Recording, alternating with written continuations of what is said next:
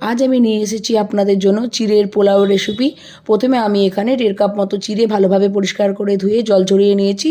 তারপর এটাকে নুন চিনি মাখিয়ে কিছুক্ষণের জন্য রেখে দেবো, তাহলে চিড়ের পোলাওটা ঝরঝরে হবে। তারপর কড়াই বসিয়ে দিয়েছি, কড়াইয়ের মধ্যে ফোড়ন দিয়েছি শুকনো লঙ্কা, কালো জিরে আর সাদা তেল। এরপর কিছু বাদাম ভেজে নেব। বাদাম ভেজে নেওয়ার পর আমি কিছু সবজি দিয়ে দেবো। সেখানে থাকবে গাজর, বিনস, এছাড়া আপনারা ফুলকপি থাকলে ফুলকপি দিতে পারেন, আলু দিতে পারেন। এরপর দেবো কিছু পেঁয়াজটা সবজিগুলো সব ভালো করে ভেজে নিতে হবে। ভেজে নেওয়ার পর এর মধ্যে নুন চিনি মাখিয়ে রাখা চিড়েটাকে ঢেলে দিতে হবে।